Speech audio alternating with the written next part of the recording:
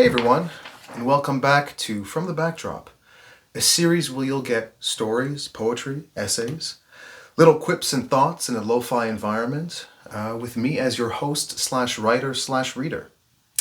Now, I'm coming back to you today, slightly elevated. I have a new sign, as you can see over here. I'm dressed up. I'm thinking maybe an upgrade a little bit.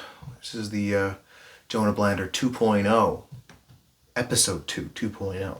I'd like to do a dispatch, a sort of philosophical impression slash short essay about the late and great David Lynch. Before I start, I just want to say, the guy like that, simple guy. He had nice hair, nice haircut. Now I imagine a guy like that, he'd get a straight shave and he'd go to the barber and he'd get an interesting cut or something and it wouldn't cost much. I imagine back in his day how much it costs. Now me, as you can see, I just got a haircut, found a great barber, but it took me so long to find the right barber. One, to give me a classic cut, but two, to give a decent price. Now I don't know what this black glove barber table service, let me give you a consultation and charge you exorbitant amounts of money for a haircut, but we got to stop doing this, guys. The consumer has to be more responsible, and the barber's got to sit down and be a little bit more humble. I understand it's free market, but I'm sorry. $50 for, I'm only going to do a haircut with the trimmer. And then if you want me to use scissors, it's $20 more. And then I don't know how to do a straight shave. And if I get somebody to do it, it's going to be $80, $100. I don't know what you're talking about. No. Okay, here we go.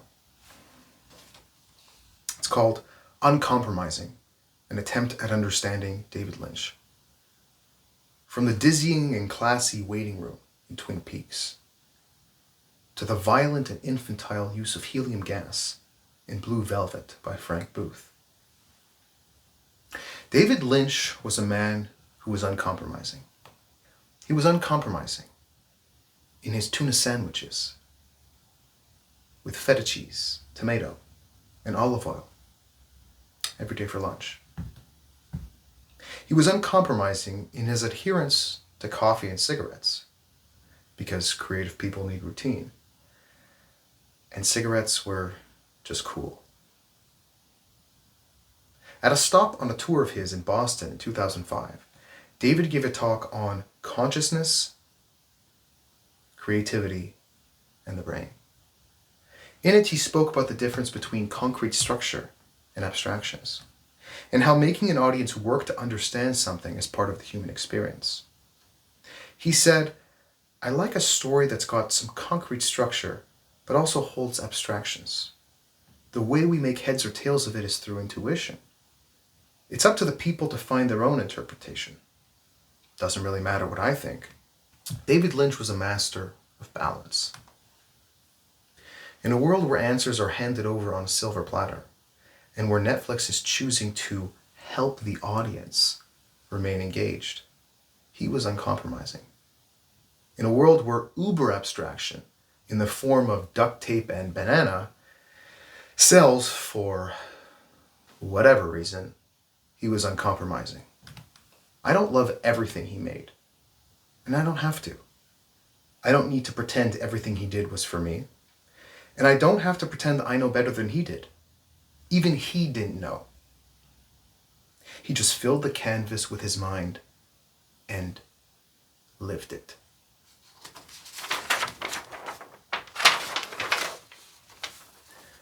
When discussing the importance of meditation, he said, these negative things like anger, depression, and sorrow, they are beautiful things in a story, but they're like a poison to the filmmaker. They're a poison to the painter. They're like a vice grip.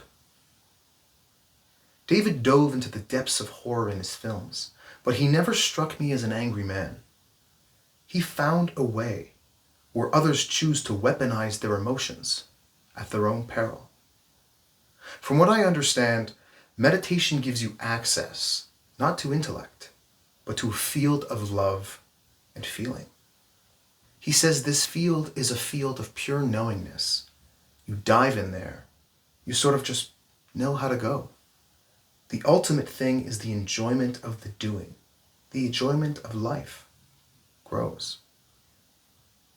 When I think about David Lynch, I think about Dale Cooper charming the residents of Twin Peaks. I think about the daily joys of pie, coffee, and saying good morning.